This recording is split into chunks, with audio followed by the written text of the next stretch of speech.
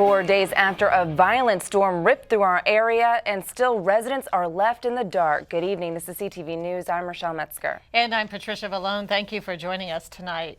Well, a small Bowie neighborhood remains in the dark nearly 4 days after Friday night's massive storm that struck the region. The Hall family lives in the Woodmore Highlands community where power lines are buried underground. They say they've heard several different reasons as to why the community has no electricity.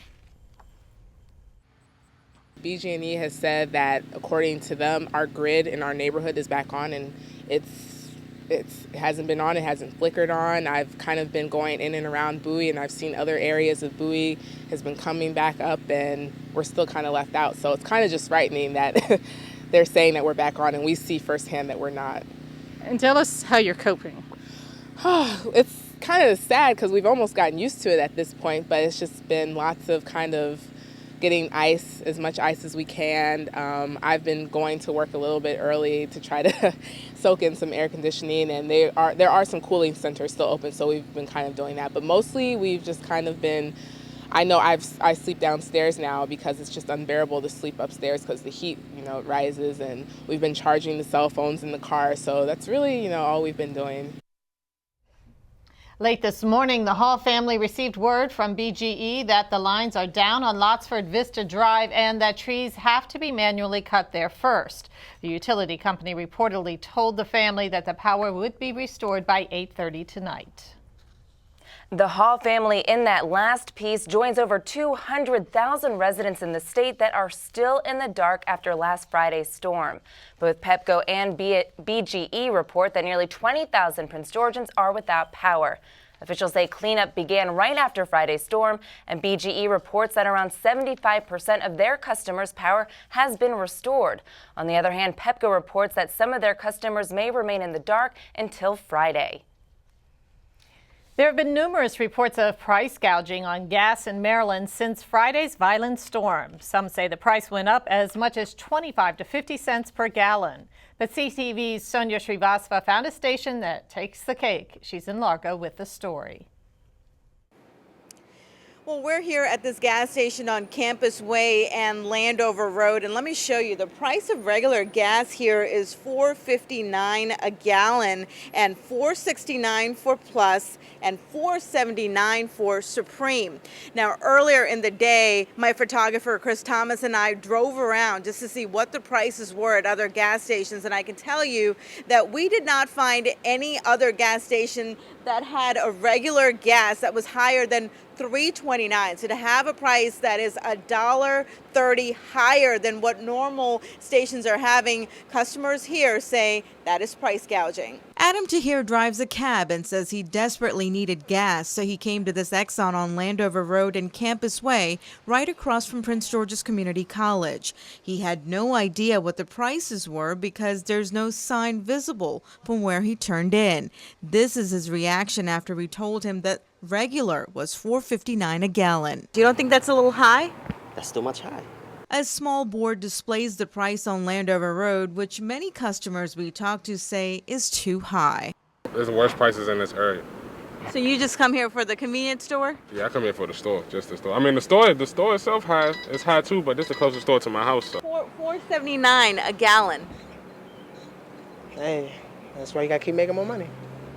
So you can go up the street 2 miles and the price is $3.29. When your gas tank on E, you're gonna get gas, right?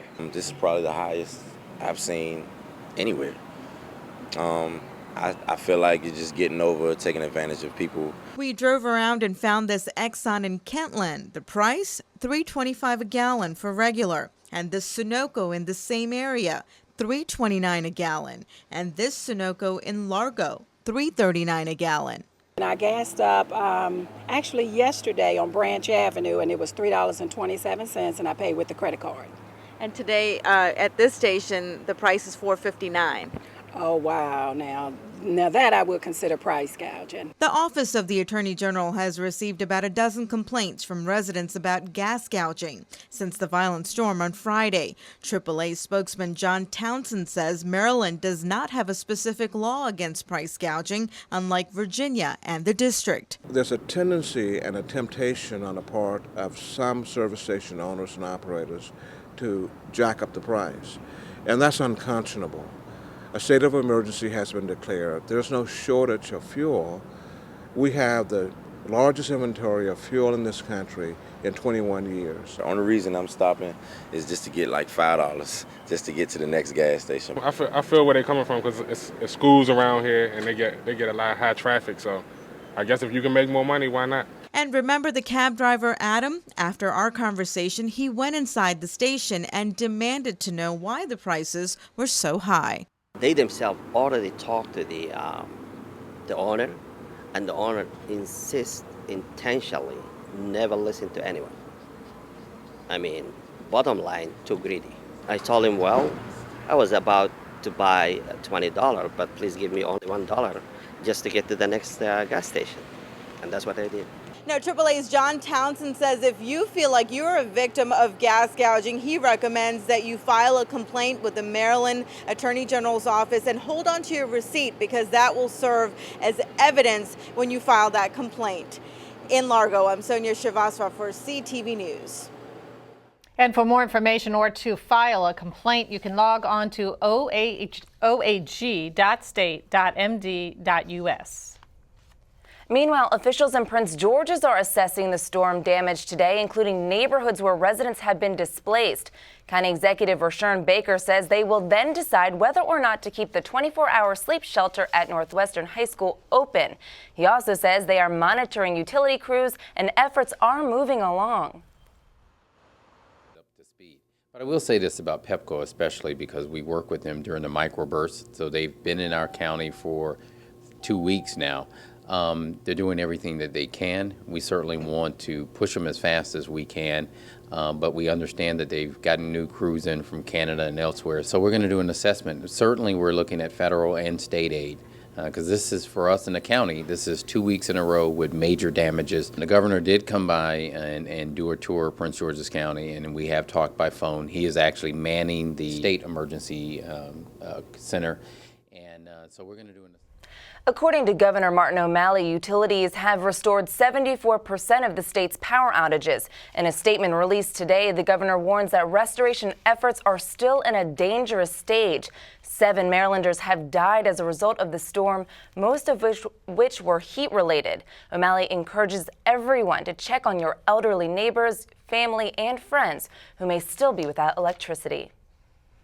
As power outages continue for a 4th straight day in some areas, residents without air conditioning are in need of a place to cool off. Several cooling centers in Prince George's are open to give residents relief from the heat. These centers offer cool shelter as well as cold water to drink. The 24-hour cooling centers are Northwestern High School in Hyattsville and the Kentland Community Center in Landover. These centers specifically offer outlets to charge medical oxygen devices and overnight services.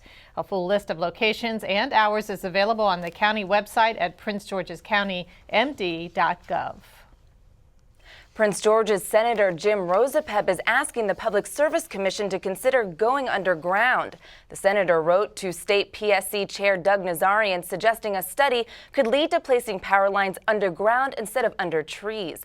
The senator says the state needs a new approach that recognizes the reality of climate change. He says that the new normal is severe, unpredictable weather in both summer and winter months. And you're watching CTV News. I'm Rochelle Metzger. And I'm Patricia Villone.